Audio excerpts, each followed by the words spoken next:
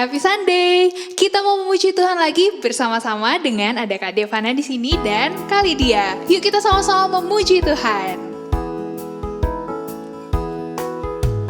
Firman Tuhan ada di hatiku, ada di langkahku, ada di hidupku. Terus bertumbuh, sirami jiwaku, berbuah, berbuah, berbuah, berbuah, berbuah, berbuah, berbuah, berbuah. Wow. Sekali lagi yuk. Firman Tuhan ada di hatiku, ada di langkahku, ada di hidupku. Terus bertumbuh, sirami jiwaku, berbuah, berbuah, berbuah, berbuah, berbuah, berbuah, berbuah, berbuah. Wow.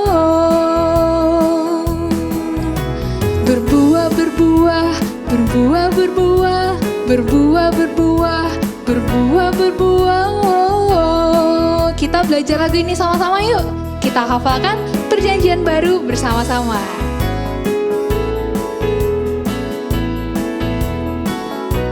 Yuk. Matius, Markus, Lukas, Yohanes, Kisah Rasul, Roma, Korintus, Galatia, Efesus, Filipi, Kolose, kedua Tesalonika, 1 dan 2 Timotius, Titus, Filemon, Ibrani, Yakobus, Petrus, 3 Yohanes, Yudas dan akhirnya Wahyu. Yuk sekali lagi. Matius, Markus, Lukas, Yohanes, Kisah Rasul, Roma, Korintus, Galatia, Efesus, Filipi, Kolose, kedua Tesalonika, 1 dan 2 Timotius, Titus, Filemon, Ibrani, Yakobus, Petrus, 3 Yohanes, Yudas dan akhirnya Wahyu. Yeay! Adik-adik tahu nggak kalau firman Tuhan itu yang menerangi langkah kita, yang menuntun langkah kita. Yuk kita nyanyikan lagu ini bersama-sama.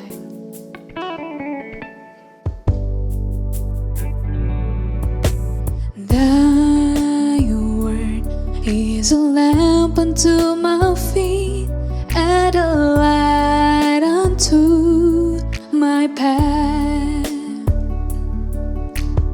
Thy word is a lamp unto my feet, and a light unto my path. When I feel afraid, think I've lost my way, still you're here right beside me, and nothing will I fear as long as you are near. Please be near me to the end.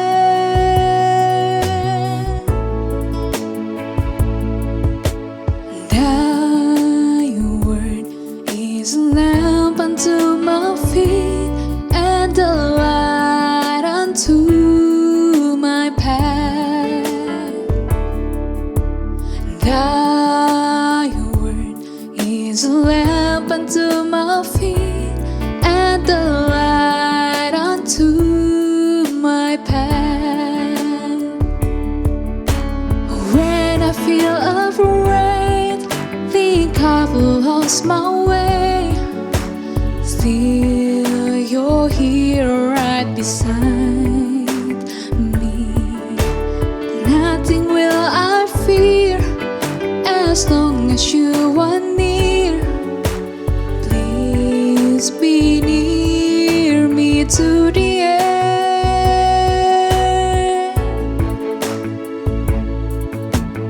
Firman-Mu pelita bagi kakiku, terang bagi jalanku. Firman-Mu pelita bagi kakiku, terang bagi jalanku. Waktu ku bimbang jalanku, tetaplah kau di sisiku. Dan takkan ku takut asal kau di dekatku, besertaku selamanya.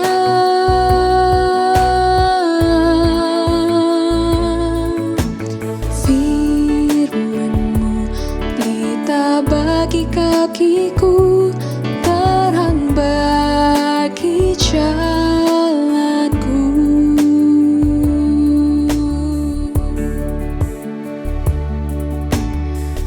Sebelum mendengarkan firman Tuhan, kita mau berdoa dulu. Yuk lipat tangannya, kita berdoa. Terima kasih Tuhan untuk kesempatan di hari ini kami masih dapat beribadah kepada Engkau Tuhan. Sekarang kami akan mendengarkan firman-Mu. Biarlah Engkau memberikan kami hikmat, biarlah Engkau memberikan kami ketenangan untuk kami dapat mendengarkan firman-Mu dan mengingat setiap cerita yang akan diceritakan kepada kami semuanya. Terima kasih Tuhan, kami sudah berdoa. Amin. Selamat mendengarkan firman Tuhan.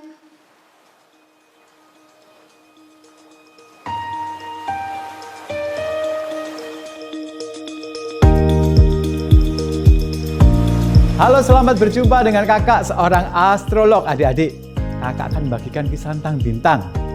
Adik-adik masih ingat kan bahwa bintang itu mempunyai perputarannya, pada satu masa akan kembali pada perputaran seperti itu namanya siklus adik-adik. Dan adik-adik tahu nggak bahwa bangsa Israel juga mempunyai siklus perjalanannya. Ketika mereka sudah memasuki tanah perjanjian, yaitu tanah Kanaan, mereka mempunyai siklus perjalanan. Siklusnya seperti apa ya? Mereka seringkali jatuh dalam dosa. Dan adik-adik tahu, dosa mempunyai akibat. Mereka mengalami banyak kesusahan, mereka mengalami banyak masalah, dan juga karena pada waktu itu Allah yang memimpin mereka, Allah juga memberikan hukuman pada mereka. Tapi siklus yang dialami oleh bangsa Israel itu, Allah tidak membiarkan mereka adik-adik. Allah selalu menolong mereka. Ketika bangsa Israel datang kepada Allah dan meminta pertolongannya, Tuhan menolong mereka. Adik-adik, kisah berikut ini adik-adik akan melihat bahwa Allah tidak pernah meninggalkan bangsa Israel. Ketika bangsa Israel dalam kesulitan, dalam kelemahan mereka, Allah memberikan pertolongan, dan juga Allah selalu mengirimkan hakim-hakim untuk menolong bangsa Israel di tengah kesulitan mereka. Seperti apa kisahnya ketika Allah mengirimkan hakim-hakim untuk menolong bangsa Israel? Adik-adik, ikuti kisahnya berikut ini ya. Oke. Halo adik-adik. Nah, ini Alkitabnya Kak Pauline. Di mana Alkitab kalian? Nah, Alkitab adalah firman Allah yang benar. Kisah Alkitab kita hari ini diambil dari kitab Hakim-Hakim di Perjanjian Lama. Kita akan membaca bersama dari Hakim-Hakim pasal 13 ayat 1 sampai 5. Yuk kita buka bersama ya. Hakim-Hakim 13 ayat 1 sampai 5. Orang Israel melakukan pula apa yang jahat di mata Tuhan. Sebab itu Tuhan menyerahkan mereka ke dalam tangan orang Filistin 40 tahun lamanya. Pada waktu itu ada seorang dari Sora, dari keturunan orang Dan, namanya Manoah. Istrinya mandul, tidak beranak. Dan malaikat Tuhan menampakkan diri kepada perempuan itu dan berfirman kepadanya demikian. Memang engkau mandul, tidak beranak, tetapi engkau akan mengandung dan melahirkan seorang anak laki-laki. Oleh sebab itu, peliharalah dirimu, jangan minum anggur atau minuman yang memabukkan, dan jangan makan sesuatu yang haram. Sebab engkau akan mengandung dan melahirkan seorang anak laki-laki, kepalanya tak akan kena pisau cukur, sebab sejak dari kandungan ibunya, anak itu akan menjadi seorang nasir Allah, dan dengan dia akan mulai penyelamatan orang Israel dari tangan orang Filistin. Nah adik-adik, kita perlu ingat bahwa semua kisah di dalam Alkitab adalah bagian dari kisah yang jauh lebih besar, yaitu tentang bagaimana Allah menyelamatkan orang berdosa seperti Kak Pauline dan adik-adik semua melalui Yesus. Nah, kita akan mengingat kembali pertanyaan gambar besar kita. Apakah pertobatan itu? Pertobatan adalah meninggalkan dosa dan kembali kepada Yesus. What is repentance? Repentance is turning away from sin and turning to Jesus. Kita sudah belajar bahwa umat Allah menyadari bahwa mereka perlu meninggalkan dosa-dosa mereka dan kembali kepada Yesus. Karena hanya Allah, hanya Yesus yang bisa menyelamatkan umatnya. Hidup kita juga sama seperti itu, adik-adik. Kita perlu meninggalkan dosa kita, tapi kalau kita terus-menerus melakukan dosa yang sama, maka itu bukan pertobatan. Karena itu, ketika kita memutuskan untuk meninggalkan dosa, kita perlu kembali kepada Yesus. Karena hanya Yesus yang bisa menyucikan kita dan membawa kita kembali kepada Allah. Nah, kita sudah belajar bagaimana Yosua memimpin umat Allah masuk ke tanah perjanjian. Tetapi setelah ada di tanah perjanjian, umat Allah berkali-kali meninggalkan Allah, tidak menaati Allah. Lalu waktu kehidupan mereka menjadi sulit, mereka teringat kembali kepada Allah. Lalu mereka berseru kepada Allah dan Allah selalu menolong mereka. Kalau adik-adik ingat, Allah mengirim banyak hakim-hakim. Allah juga mengirim Deborah, Barak, Yael untuk menyelamatkan umatnya dari Sisera dan tentara Kanaan. Tapi dengan cepat umat Allah lupa lagi kepada Allah dan berbuat dosa lagi. Lalu ketika mereka disakiti oleh orang Midian, ada yang ingat minggu lalu? Siapa yang diutus Allah untuk menolong mereka? Benar, Gideon. Gideon diutus Allah untuk menyelamatkan umat Israel. Dan minggu ini kita akan belajar lagi bagaimana umat Allah sekali lagi berbuat dosa. Maka Allah mengizinkan orang Filistin memerintah atas mereka dengan sangat kejam. Kisah kita berjudul Samson. Samson adalah seorang hakim, tapi dia tidak menaati Allah dengan baik. Yuk kita dengarkan kisahnya.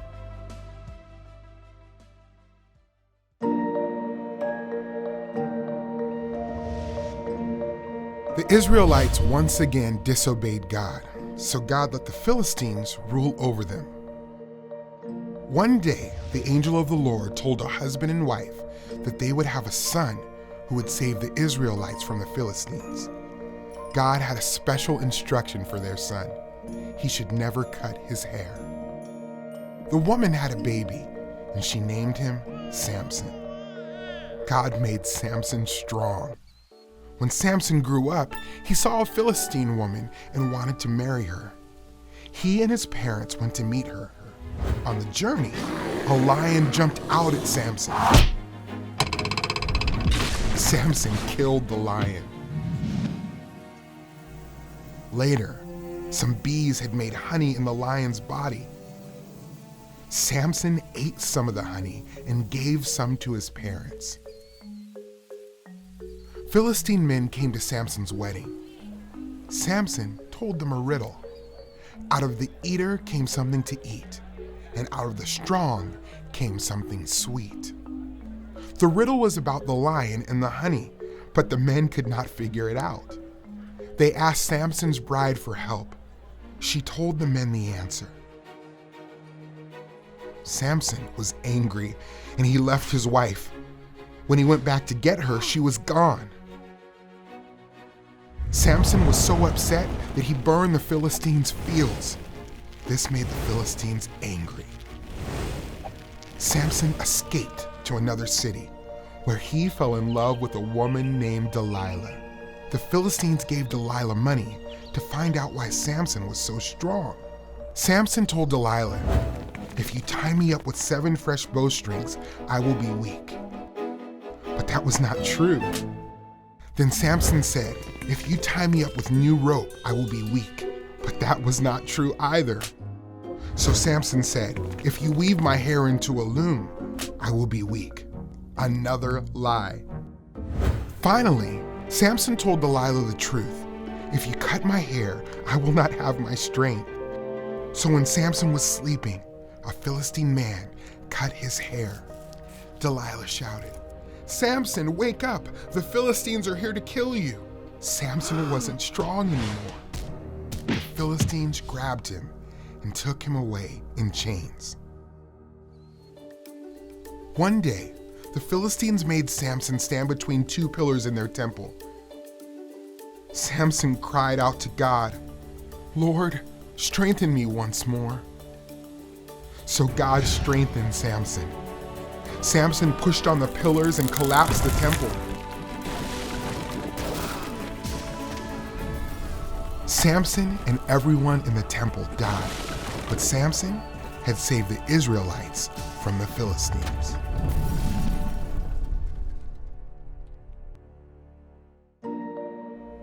Samson's sin led to his own death, but God used his death to save the Israelites from their enemies. Samson's story reminds us of Jesus. Jesus never sinned, but God sent him to die on the cross and rise again to rescue people from sin and give them eternal life. Nah, orang Israel tidak menaati Allah lagi. Maka Allah mengizinkan orang Filistin untuk menguasai mereka. Suatu hari, malaikat Tuhan mendatangi sepasang suami istri. Mereka belum mempunyai anak. Lalu malaikat Tuhan berkata, "Kamu akan mempunyai seorang anak laki-laki. Dia akan menyelamatkan umat Israel dari orang Filistin yang kejam. Jangan pernah memotong rambutnya." Dan adik-adik, semua yang Allah katakan selalu terjadi. Tidak lama kemudian, wanita yang dijumpai oleh malaikat Tuhan itu melahirkan seorang bayi laki-laki. Dan mereka memberi nama dia Simson. Siapa namanya? Simson. Benar. Allah memberi Simson kekuatan yang sangat spesial yang tidak dimiliki oleh manusia biasa. Nah, ketika Simson sudah bertumbuh menjadi orang yang dewasa, suatu hari dia melihat seorang perempuan Filistin dan Simson ingin menikah dengan dia. Maka Simson dan orang tuanya pergi menemui wanita itu dan orang tuanya. Di perjalanan ada seekor singa yang mendatangi Simson dengan mengaum sangat keras. Apakah Simson takut? Tidak. Mengapa? Apakah karena Simson hebat? Bukan, tetapi karena Tuhan memberikan kepada Simson kekuatan yang luar biasa, keberanian yang luar biasa. Dan Simson bisa membunuh singa itu dengan tidak memakai senjata apapun di tangannya. Itu karena Tuhan memberi Simson kekuatan yang luar biasa. Beberapa hari kemudian, ketika Simson melewati jalan di mana dia sudah membunuh singa itu, dia melihat ada sarang lebah di mayat singa itu. Maka Simson mengambil madu dari sarang lebah itu dan ia memakannya. Kemudian Simson mengambil lagi sebagian dari madu itu dan memberikannya kepada orang tuanya untuk dimakan. Akhirnya tibalah hari pernikahan Simson. Orang-orang Filistin datang ke pernikahan itu. Lalu Simson memberi teka-teki kepada mereka. Simson berkata, "Dari pemakan keluar yang dimakan. Dari yang kuat keluar yang manis." Simson minta agar orang Filistin menebak apa arti dari teka-tekinya itu. Teka-teki itu tentang singa dan madu. Tapi tentu saja orang Filistin tidak mengetahui akan hal itu. Dan mereka tidak mau menyerah kalah kepada Simson. Akhirnya mereka mendatangi istri Simson dan memaksa istri Simson. "Coba kamu cari tahu apa arti dari teka-teki itu dari Simson. Kalau tidak, kami akan menyakiti seisi keluargamu." Istri Simson menjadi takut. Maka selama 7 hari dia terus menangis dan merengek kepada Simson. Ayo Simson, beritahu apa arti teka-tekimu itu. Karena istrinya terus merengek dan menangis, akhirnya Simson tidak tahan. Dan dia memberitahu istrinya apa arti teka-teki itu, yaitu tentang singa dan madu. Dengan gembira, istri Simson pergi kepada orang-orang Filistin dan memberitahu, "Hei, aku sudah tahu jawabannya. Teka-teki itu adalah singa dan madu." Maka ketika orang Filistin itu kemudian datang kepada Simson dan memberitahu jawabannya, Simson menjadi sangat marah. Maka Simson pulang ke rumah orang tuanya. Dan ayah dari istri Simson memberikan istri Simson ini menikah dengan salah satu pengiring dari Simson. Maka beberapa waktu kemudian ketika Simson kembali ke rumah istrinya untuk berjumpa dengan istrinya, ternyata istrinya sudah tidak ada. Maka Simson menjadi sangat marah dan dia membakar ladang orang Filistin. Orang Filistin berusaha untuk terus menangkap Simson, tetapi mereka tidak pernah berhasil karena Simson mempunyai kekuatan yang luar biasa untuk bisa selalu mengalahkan mereka, sehingga mereka tidak pernah bisa menangkap Simson. Suatu hari, Simson melihat seorang wanita Filistin yang lain yang bernama Delilah, dan Simson jatuh cinta lagi kepada orang Filistin ini. Padahal Tuhan sudah mengatakan kepada Simson dan semua umatnya untuk tidak menikah dengan wanita yang tidak seiman dengan mereka.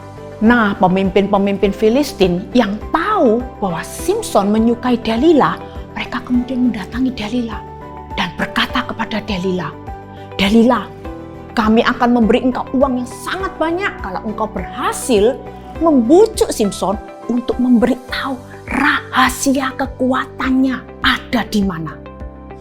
Wah, Delilah sangat senang. Dia kepingin mendapatkan uang yang sangat banyak itu. Maka Delilah mulai berusaha membujuk Simson untuk memberitahu rahasia kekuatan Simson. Maka Delilah mulai bertanya, "Simson, apa sih yang membuat engkau bisa menjadi sangat kuat? Beritahu aku, Simson."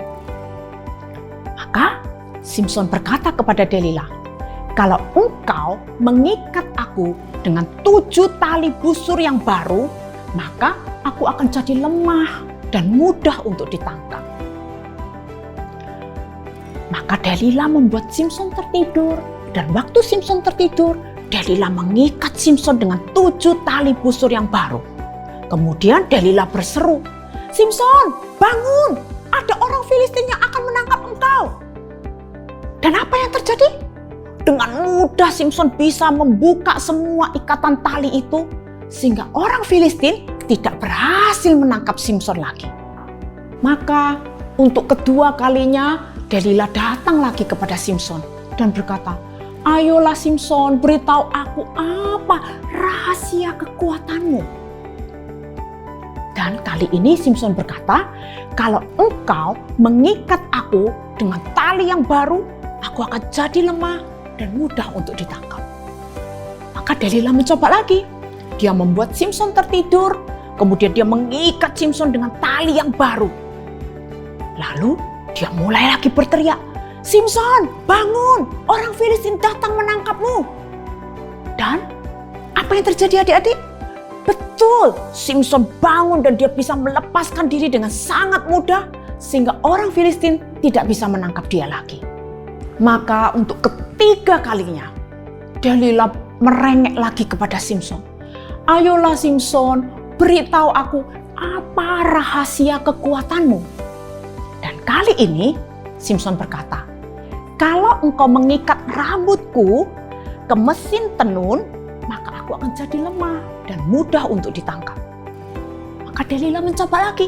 Dia membuat Simson tertidur, lalu rambut Simson diikatkan ke mesin tenun. Lalu dia berteriak lagi, "Simson, bangun! Orang Filistin datang hendak menangkapmu." Apa yang terjadi? Betul, Simson bangun dan dengan mudah dia melepaskan diri, membebaskan dirinya, sehingga orang Filistin tidak bisa lagi menangkap Simson. Tapi Delilah tidak putus asa. dia merengek lagi dan berkata kepada Simson, "Simson, beritahu aku apa rahasia kekuatanmu." Dan kali ini karena Delila terus menangis, merengek, akhirnya Simson tidak tahan dan dia mengatakan yang sebenarnya kepada Delila. "Kalau engkau mencukur rambutku ini, maka kekuatanku akan hilang dan aku akan bisa ditangkap dengan mudah." Maka Delila membuat Simson tertidur, lalu dia memanggil orang-orang Filistin untuk mencukur semua rambut Simson. Kemudian Delila mencoba lagi, dia berteriak, "Simson, bangun! Orang Filistin datang hendak menangkapmu." Kali ini apa yang terjadi? Betul, kekuatan Simson hilang.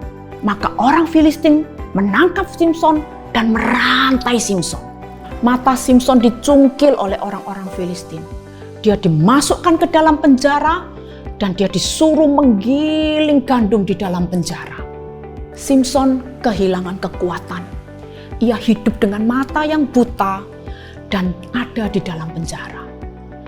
Tapi di saat-saat kelemahan dan segala kegelapan yang dia hadapi, dia tahu bahwa dia perlu Allah. Suatu hari, para penguasa Filistin itu berkumpul. Ada 5 penguasa Filistin. Mereka berkumpul di kuil dewa mereka, sedang berpesta, lalu mereka bilang, "Hei, panggil Simson, bawa Simson keluar, supaya dia jadi bahan tertawaan bagi kami, bahwa dewa kami berhasil menangkap Simson. Simson bisa kami kalahkan karena kehebatan dewa kami." Lalu Simson disuruh berdiri di antara 2 penyangga di dalam kuil dewa orang Filistin. Saat itu Simson berseru dalam hatinya kepada Allah. Simson berkata, "Tuhan, kuatkan aku sekali lagi." Adik-adik, sekalipun Simson sudah berdosa, tapi Allah menerima pertobatan Simson. Allah mendengarkan doa Simson dan memberi Simson kekuatan lagi. Dengan pertolongan Tuhan, Simson mendorong tiang penyangga kuil dewa orang Filistin dengan sangat kuat dan kuil itu menjadi roboh. Simson dan 5 penguasa Filistin dan semua orang yang hadir dalam kuil itu meninggal tertimpa oleh bangunan kuil yang roboh. Demikianlah Tuhan menyelamatkan umat Israel dari orang Filistin melalui kematian Simson. Nah, adik-adik, Christ Connection dari kisah ini kita bisa melihat bahwa Allah memberi Simson kekuatan yang luar biasa. Tapi sayang, Simson tidak memakai kekuatannya itu untuk menghormati Allah. Simson tidak memakai kekuatannya untuk memuliakan Allah. Simson meninggal karena dosanya. Tapi Allah memakai kematian Simson itu untuk menyelamatkan umat Israel dari orang Filistin. Kisah Simson ini mengingatkan kita kepada Yesus. Allah juga mengutus Yesus bagi kita untuk menyelamatkan kita dari musuh kita, yaitu dosa dan kematian.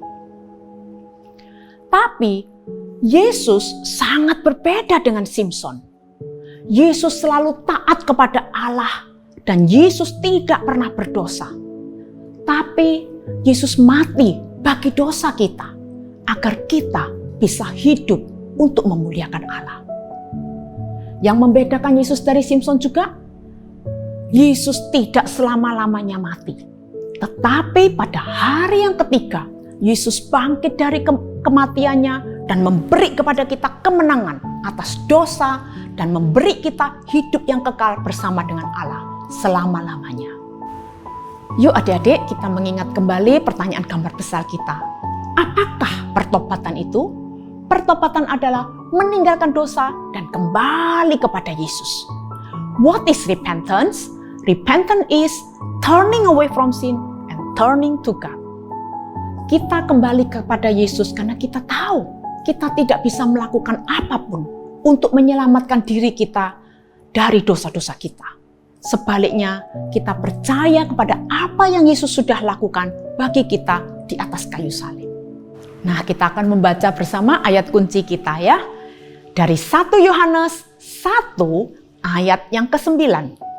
Jika kita mengaku dosa kita, maka Allah adalah setia dan adil, sehingga Ia akan mengampuni segala dosa kita dan menyucikan kita dari segala kejahatan. 1 John 1 verse 9. If we confess our sin, He is faithful and just to forgive us our sins and to cleanse us from all unrighteousness. Allah itu baik, Allah itu benar, sehingga ketika kita mengakui dosa kita kepadanya dan sepakat kepada Allah bahwa itu salah, maka Allah akan menyembuhkan kita dari dosa-dosa kita yang jahat. Nah, yuk kita berdoa bersama. Kita sudah belajar bagaimana Allah mengampuni Simson sekalipun dia berdosa, dan di dalam pertobatannya Allah memakai Simson untuk menyelamatkan umat Allah. Yuk kita berdoa bersama. Tuhan Yesus, kami mengakui bahwa seringkali kami seperti Simson.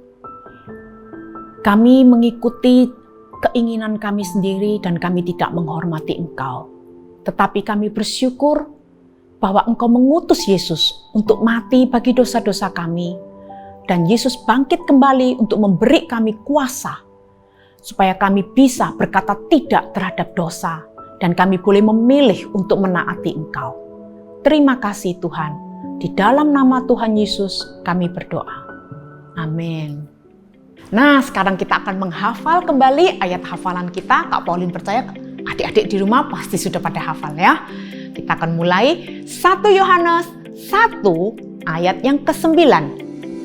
Jika kita mengaku dosa kita, maka Ia adalah setia dan adil, sehingga Ia akan mengampuni segala dosa kita dan menyucikan kita dari segala kejahatan.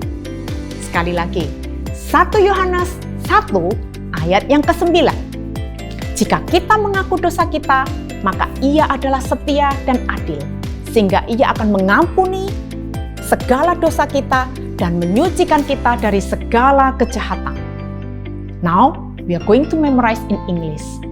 1 John 1 verse 9. If we confess our sin, He is faithful and just to forgive us our sins and to cleanse us from all unrighteousness. One more time. 1 John 1 verse 9.